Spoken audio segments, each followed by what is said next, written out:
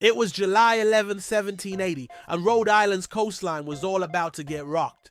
French ships sliced through the Atlantic like they were VIPs at an exclusive club. And their mission was no casual visit. They came to join George Washington and his troops in giving the British the ultimate smackdown. But here's the kicker. These weren't just any troops. They were decked out, drilled, and about to become the American secret weapon. Now, before these guys showed up, things were not looking so hot for the Continental Army. The American side? Low on supplies, outgunned, and seriously struggling. Washington's troops were mostly amateurs playing at soldiering, more familiar with farming and blacksmithing than musket drills. Meanwhile, the British were strutting around with their fancy uniforms and their fleet of ships. Enter France, a superpower who just loved the idea of kicking the British where it hurt, their global dominance.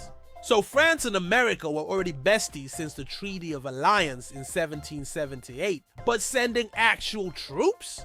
That was a big step. King Louis XVI finally decided it was time to go all in, sending General Jean-Baptiste Donatien de Vimeur, better known as the Comte de Rochambeau, along with about 5,500 fully trained, fully ready, well-fed troops. These French soldiers had it all. State-of-the-art gear, expert training, and the ultimate party trick, artillery.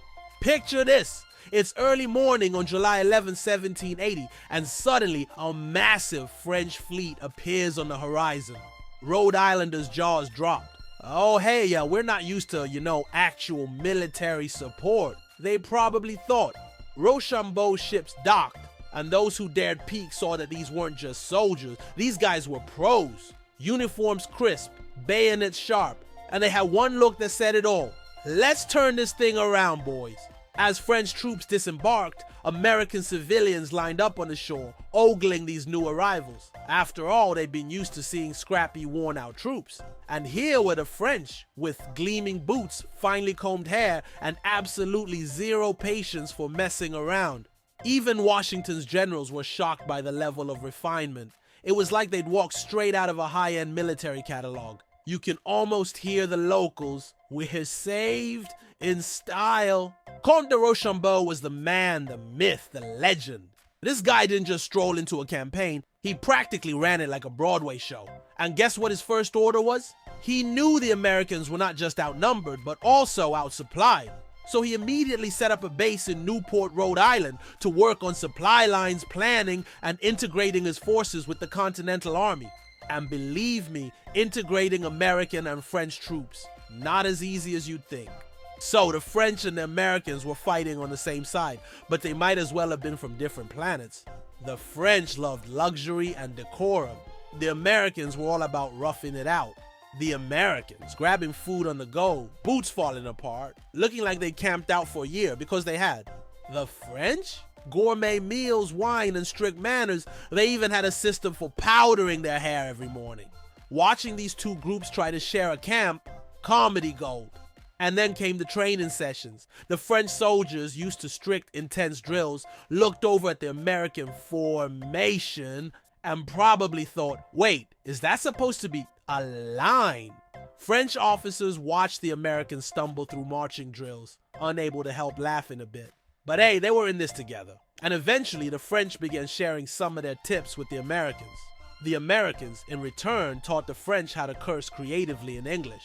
After years of feeling outgunned, the sight of the French forces was like a shot of adrenaline to Washington's troops. Word spread fast. Not only were they getting a serious boost in manpower, but the British knew what French troops on American soil meant.